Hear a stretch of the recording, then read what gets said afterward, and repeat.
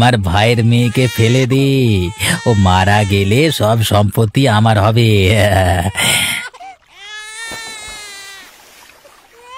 এমন করে কে কাঁদছে? কান্না শুনে তো মনে হয় মানুষের বাচ্চা। যাই গিয়ে দেখি।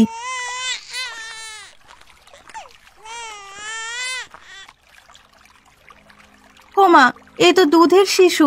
ওখানে এলো কোথা থেকে? কেউ আছেন? আশেপাশে তো কাউকেই দেখছি না। অমন সুন্দর ফুটফুটে মেয়েকে কিভাবে নদীতে ফেলে দিল?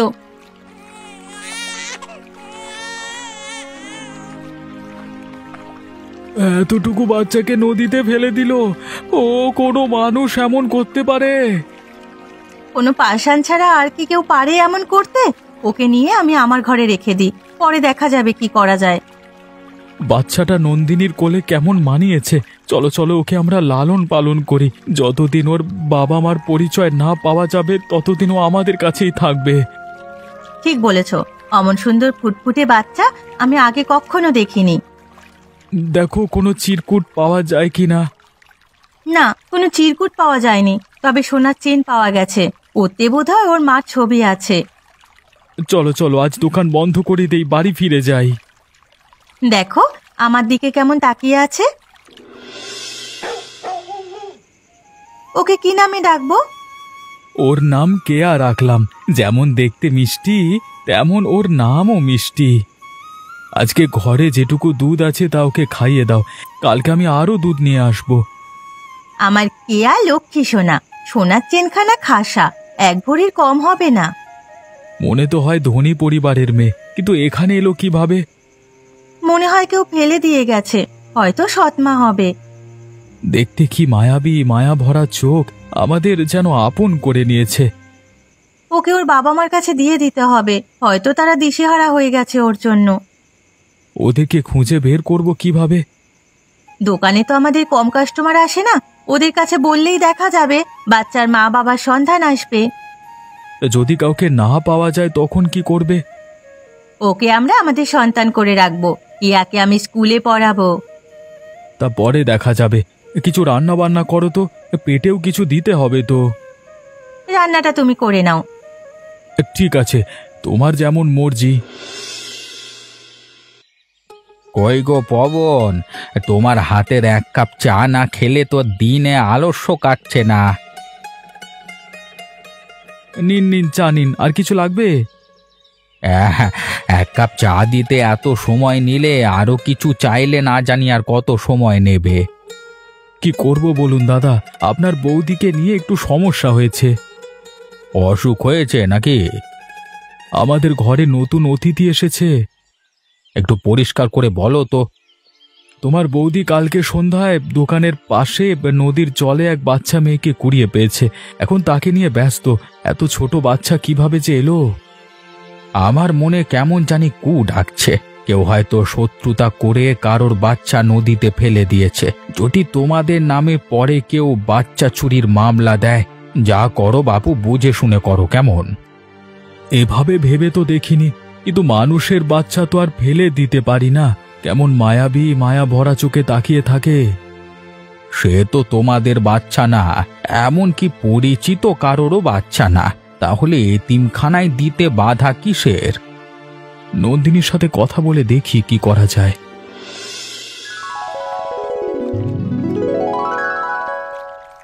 কি গো সৌরভ, তোমাকে এত খুশি লাগছে, কি ব্যাপার? কোনো খুশির খবর আছে নাকি? তা আছে, আজকে থেকে আমি আমার বাবার সব সম্পত্তির মালিক একা। কেন, তোমার ভাইয়ের মেয়েও তো সম্পত্তির ভাগীদার। সে কি কথা? ভাইয়ের মেয়ে থাকলে তো না সম্পত্তির ভাগীদার হবে। ভালোই নেশা করেছো। হ্যাঁ, এই তুমি নৌকার মধ্যে লাফাচ্ছ কেন? নৌকা ডুবে গেলে তুমি মারা যাবে তো, আর আমিও তো টেসে যাব। কেন, আমি সাঁতার জানি না? তোমাকেও আজকে নদীর পানিতে চুবিয়ে মারবো। সে কি কথা? তুমি আমাকে কেন চুবিয়ে মারবে? তোমার সাথে তো আমার কোনো শত্রুতা নেই। তোমাকে মেরে আজকে তোমার নৌকা ছিনিয়ে নেব। আস্তে আস্তে আমি সবাইকে মেরে সবার সম্পত্তি ছিনিয়ে নেব। এই বেশি কথা বলো না। নৌকা ডুবলে তোমার কোনো বাঁচার উপায় থাকবে না, কেননা তুমি নেশাখোর, সাঁতার জানো না। দেখো কত বোতল, তুমি 2 বোতল নাও না। তুমিও বাজে জিনিস খাও, খেয়ে তোমার গোষ্ঠী উদ্ধার করো। সম্পত্তির সব আজকে আমার হাতের মুঠোয়। এখন কোনো রকমে ভাই ভাবিকে পরপারে পাঠাতে পারলে সব সম্পত্তি আমার। এসব কথা বলতে লজ্জা করে না? আমার শুধু সম্পত্তি চাই, সম্পদ না থাকলে তো আর এসব খেতে পারবো না। কি সব ছাই পাশ খাও? হ্যাঁ, বাজে বকো। আর তুমি, এই তোমার ভাইয়ের মেয়ের কি খবর? ও কেমন আছে? সে নদীতে আছে। তোমার মতো পাগলের সাথে কথা বলাই বোকামিদের। তা তুমি মন্দ বলনি। তোমার মতো মাঝি কি সম্পত্তির মজা বুঝবে? সেই কি বোতলে দিন পার করতে পারবে? তোমরা কেবল দুমুঠো ভাতে স্বপ্ন দেখো। হ্যাঁ তাই, আমরা কেবল দুমুঠো ভাতের স্বপ্ন দেখি আর নৌকা চালাই। তাই বলেই তোমার মতো অত মাতাল না হয়ে নদী পার হতে পারি। জোয়ান ছেলে দুটো পয়সা ইনকাম করতে পারে না, ভাই ভাবিদের খায়, আবার তার জন্য যত বাজে চিন্তা করে যত সব। কদিন পরে যখন সব সম্পত্তি আমার হবে না, তখন দেখবো তোমার এই জ্ঞান বড় বড় কোথায় থাকে। তো আর চুবিয়ে মারবো, ঠিক আছে? পাগলে কি না বলে, ছাগলে কি না খায়।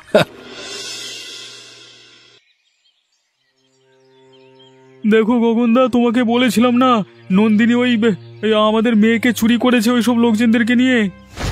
নন্দিনী, এসব কি সত্য ঘটনা?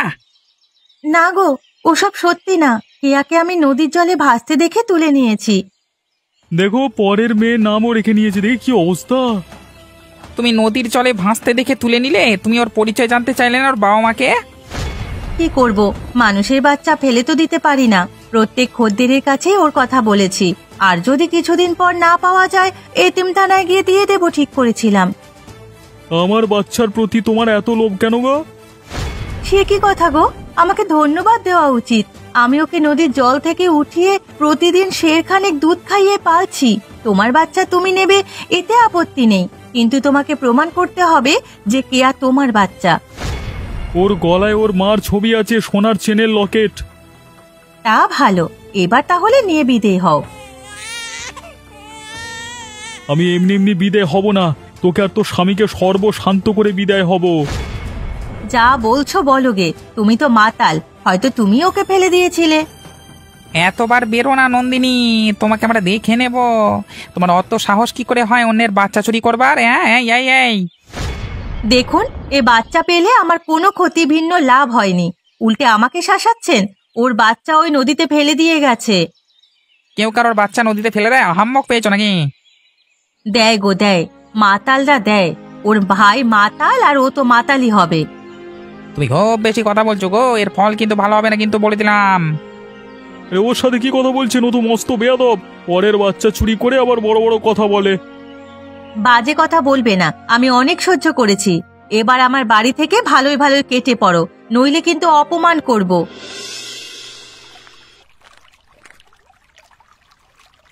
তুমি দোকানে কেন? কেয়া কোথায়? বাড়িতে ওকে একা রেখে এসেছো কেন? অতটুকু বাচ্চা কেউ একা রাখে?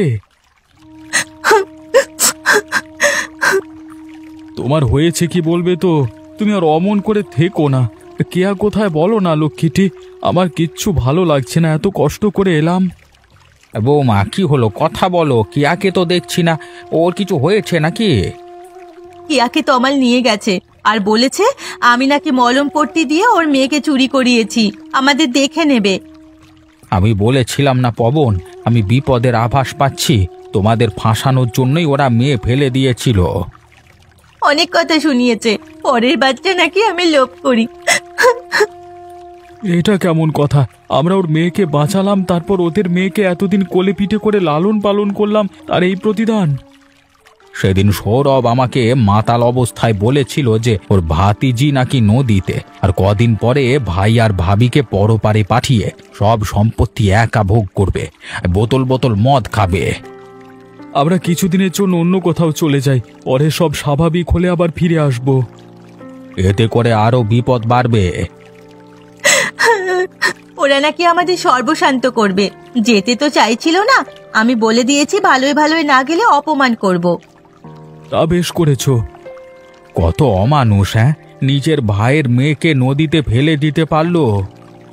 নেশাখোর আর কি করবে, এখন যদি আমাদের ওরা আক্রমণ করে? ভালো করে চোখ কান খোলা রেখে চলবে, কেমন? দেখবে কিছুদিন পর সব ঠিক হয়ে যাবে। এবার আমি আসি গো।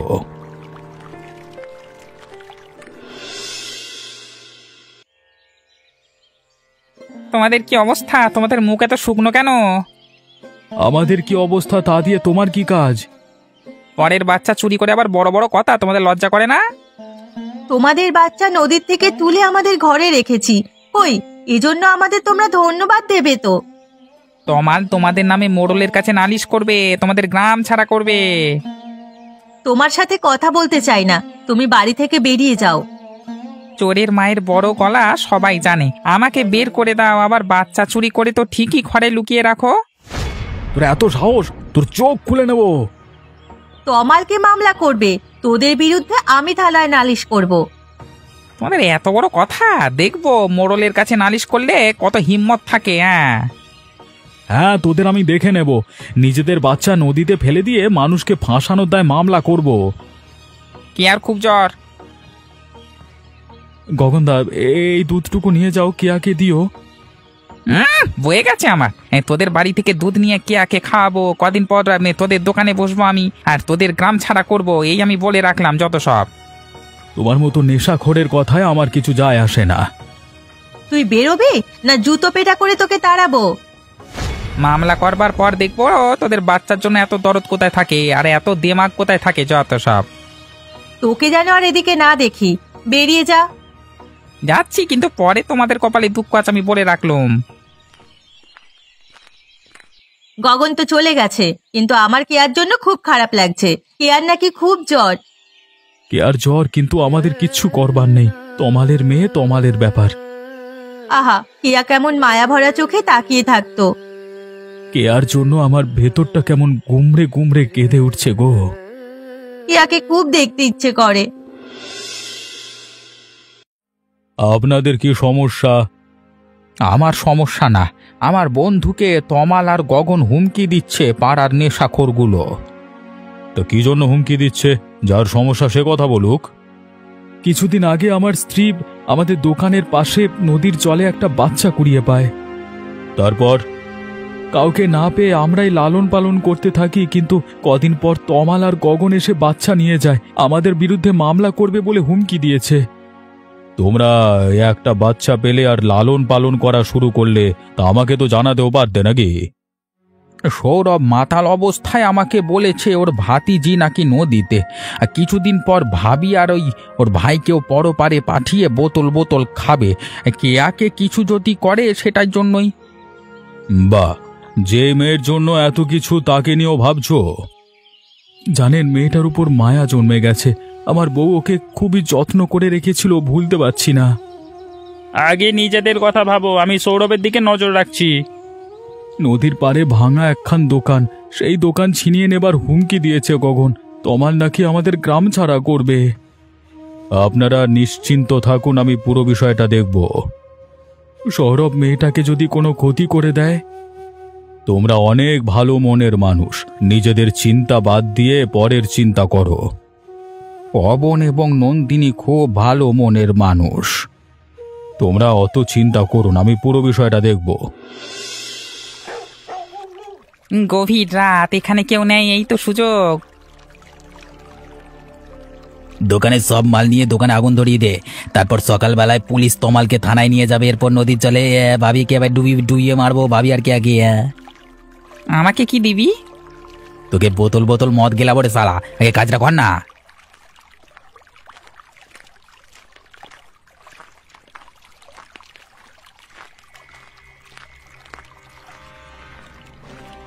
কে তোমরা? এখানে কি চাও? কি কে কথা বলে? নদীর পাড়ে এলাম এমনই অন্ধকারে, হায় হায় হায়, আজ না তেনারা বের হয় আবার। ওর বাবা, তেনারা তো তোর জন্যই বসে থাকে, না থেকে কি উপায় আছে? তোকে ধরা দেবার জন্য ওত পেতে আছি রে। তুই আমাকে চিনিস? আমি কে জানিস? তোর বাপ। এই, তোদেরকে 2 বছর হাজতবাস না করালে চলবে না। এই, তোদের এরকম স্বভাব কেন রে? পরের পাকা ধানে মই দিয়ে বেড়াস কেন? পবন, বাইরে আসুন, দেখুন তো ইনি কিনা।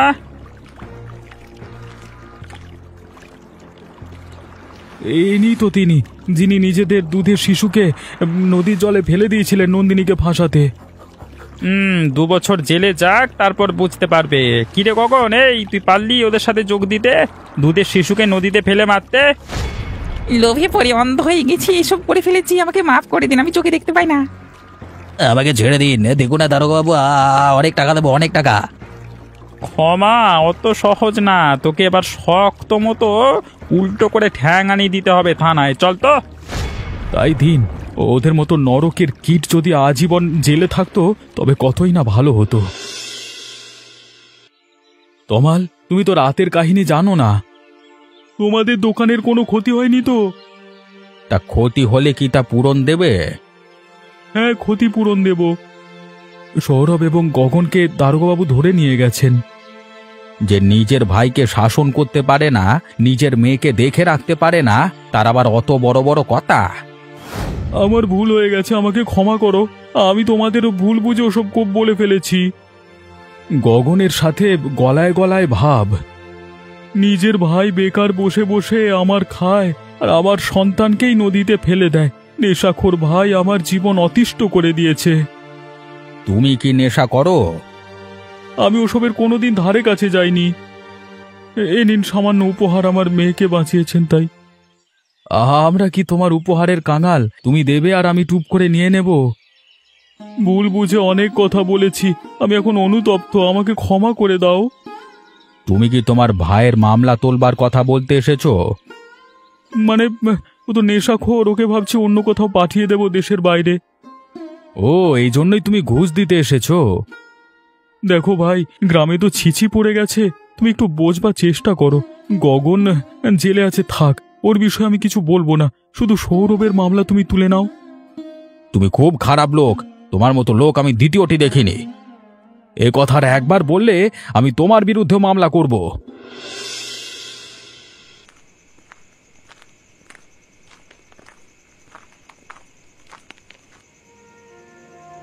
তোমাদের এই অবস্থা কেন? কেয়া কোথায়? ওকে এনেছেন? ওকে তো নিয়ে আসেনি, তোমাদের দোকান বন্ধ। হারেন মাঝির কাছে শুনলাম তোমার অসুখ। কেয়া তো আমাদের মেয়ে না, মিছে মায়া বাড়িয়ে লাভ কি বলো তো? কেয়া ভালো আছে, ওকে ওর মা এখানে রাখতে চায় না বলে নানার বাড়ি পাঠিয়ে দিয়েছে। তুমি নাকি সৌরভকে জেল থেকে ছাড়াতে চাইছো? না, মানে ওকে বিদেশে পাঠাতে চেয়েছিলাম। তুমিও তো কম না, তোমার ভাই এত বড় অপরাধ করলো আর তুমি ওকে ছাড়াতে চাও? কি আর মা এই জন্যই রাগ করে বাপের বাড়ি চলে গেছে। কি করব, বাবা মারা যাবার সময় ওকে আমার হাতে তুলে দিয়ে গেছে। ছোটবেলায় বাবা মার মাথায় তুলে রাখতো, যদি শাসন করতো তবে আজও এত খারাপ হতো না। ওর সম্পত্তি ও নেশা করে উড়িয়ে দিয়েছে, এখন আমারটা খাবে বলে লাপাচ্ছে। আমি কি করব, আবার সন্তানকে হত্যা করতে চেয়েছিল আবার। ভাই হিসেবে যথেষ্ট করেছেন, আপনি যদি এখন আমাদের মামলা তুলতে বলেন তবে দেখবেন এসে আমাদের সবাইকে খুন করবে। মাতাল অবস্থায় ও হারেন মাঝির কাছে আপনার মেয়েকে নদীতে ফেলে দেবার কথা স্বীকার করেছে। কদিন পর আপনাদেরও মারবার পরিকল্পনা ছিল। এসব কি বলছো? আপনি সৌরভকে শাস্তি পেতে দিন, না হলে ও মানুষ হবে না। আমাদের দোকান লুট করে আগুন দিতে চেয়েছিল, তারপর আপনাকে জেলে পাঠিয়ে আপনার স্ত্রী ও মেয়েকে মেরে ফেলতো। হায় হায়, কি কালসাপ পুষেছি আমি, বিধাতা যেন ওকে নিয়ে যায়। দোকানের মালামাল আবার দোকানে নিতে হবে। নন্দিনী সুস্থ হলে ওকে নিয়ে দোকানের মালামাল নেব। আর দোকান তো এমনিতেই ভাঙা ছিল, তার উপর গগন বাঁশ খুলে নদীতে ফেলে দিয়েছে। দোকানও মেরামত করতেই হবে। আমার জন্য তোমাদের কত ক্ষতি হয়ে গেল। তা নিয়ে আপনাদের ভাবতে হবে না, আপনি কেয়ার দিকে লক্ষ্য রাখেন। আবার মেয়ের জন্য তোমাদের অনেক মায়া। ওকে যেদিন নদীতে কুড়িয়ে পেয়েছিলাম সেদিনই ওর প্রতি আমাদের মায়া জন্মে গেছে। নিজের ভাই আমার শত্রু হলো, আর তোমরা পর হয়েও বন্ধু হলে গো।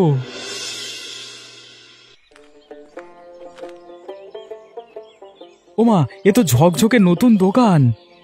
হ্যাঁ, ঝকঝকে নতুন দোকান, নতুন ইট বাস আর দেখো নতুন চেয়ার। এত কিছু কিভাবে হলো? আমরা এসেছি দোকান ঠিক করব বলে। কেন, তোমাদের এই ভাই কি করতে পারে না? আপনি কেন এত কিছু করতে গেলেন? এখন এত টাকা আমরা কিভাবে শোধ করব? আমার মেয়েকে বাঁচালে, আমাদের বাঁচালে, আর আমার ভাই তোমার দোকান ভেঙে দিল, সেই দোকান তো আমাকেই ঠিক করতে হবে। না না, আমরা কারোর দয়া চাই না। আর দয়া হবে কেন? এটা হলো ক্ষতিপূরণ। তোমাদের মন অনেক বড়। অন্য কেউ হলে ক্ষতিপূরণ চাইতো। তোমরা আমাদের যে উপকার করেছো তার শোধ করবার কিছু নেই আমার কাছে। তার মূল্য বিধাতা তোমাদের দেবে। আর যা করেছি তা ভাই হিসেবে সামান্য।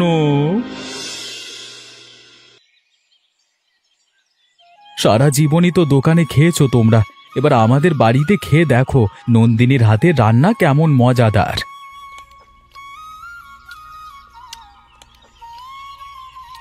আমার বোন যে পাক্কা রাঁধুনি সে আর বলতে হবে না। খাবারের ঘ্রাণই বলে দিচ্ছে খাবার কেমন মজাদার। খুব স্বাদ হয়েছে গো, এমন মজার খাবার বহুদিন খাই না। দোকানে ভাত মাছের ব্যবস্থাও করতে পারো, দেখবে কাস্টমার ছাড়বেই না আর। চিংড়ি মাছ আর বেগুন ভাজা একদম অমৃত লাগছে। এত মজা করে খাচ্ছি তোমাকে বলতে পারবো না। বহুদিন পর এমন তৃপ্তি করে খেলাম। মিষ্টি কিছু তৈরি করনি? হরেক রকম পিঠে আর পায়েস। এত কিছু কিন্তু কিভাবে খাবো? পায়েস খেয়ে নিন, আর আপনার পিঠে আমি পুঁটলিতে বেঁধে দিচ্ছি। কেন? এত খাবার খেলাম আবার পিঠে পুঁটুলিতে বেঁধে নিয়ে যাব? বোনের বাড়ি বলে কথা। বোন বলে ডেকে সার্থক হয়েছে। পান নেই? না গো দাদা, পান আনতে ভুলে গেছি। ঠিক কথা, কিন্তু আরেকটি মজার কথা আছে।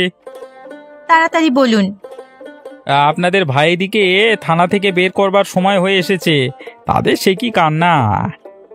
খুব খুশির খবর, এবার ওদের আমি বাড়িতে নিয়ে আসব। যদি 12 বছর পরে সৌরভ ফিরে আসে তখন কি করবেন? ঝাঁটা মেরে তাড়িয়ে দেব। আমার সন্তানের মূল্য আমার কাছে সবচেয়ে বেশি। এবার তবে তমালের মাথা খুলেছে। তোমার এবার সুমতি হয়েছে। আমার মেয়ের ভবিষ্যৎ আছে না? আমার পিঠে আমি নিয়ে যাব, থানায় বসে আমার সহযোগীদের নিয়ে খাবো। সে খাবেন, কোনো সমস্যা নেই। আমি পুঁটুলিতে বেঁধে দিচ্ছি। কে আসবে সেই জন্য আমি নতুন জামা বানাবো, 7 রঙা কাপড়ের জামা। তা বানাবেন, খুব ভালো, কিন্তু আমি একটা কথা না বলে পাচ্ছি না। বলে ফেলুন, কি বলবেন? আপনি কেয়ার জন্য তো কম অপদস্থ হলেন না। প্রথমে ওকে কুড়িয়ে নিলেন, তারপর নিজের টাকায় দুধ রোজ করে খাওয়ালেন, চোরের অপবাদ মাথায় নিলেন, জীবনে ঝুঁকি নিয়ে মামলা করলেন। এত আপন ওরা দোকান ভেঙে দিল, কিন্তু তারপরে কেয়া কেয়া করিয়ে যাচ্ছেন। সবকিছুই মায়া। সৌরভ যেমন মদের মায়ায় পড়ে নিজের ভাতিজিকে হত্যা করতে চেয়েছে, ভাই ভাবিকে খুন করার পরিকল্পনা করেছে, শেষে আমাদের দোকান লুট করে তাতে আগুন দিতে চেয়েছিল, তেমনি নন্দিনীর মায়ায় পড়ে আমি সব সহ্য করেছি। নন্দিনীর ওর মেয়ের উপর মায়া ছিল, তাই জন্যই আমরা এসব করেছি। বুঝলে সবাই, এই জগৎ হচ্ছে মায়া, মিছে মায়া। আমিও তো বুঝি না। আমি বেঁচে আছি, আমার বউ বেঁচে আছে, আর আমার মেয়ে বেঁচে আছে, এটাই চরম সত্যি। আর যতক্ষণ বেঁচে আছি ততক্ষণ আমাদের বাঁচার জন্য লড়তে হবে। আজকে অনেক কিছু শিখলাম। এমনই মজার মজার গল্প দেখতে আমাদের চ্যানেলকে সাবস্ক্রাইব করতে ভুলবেন না।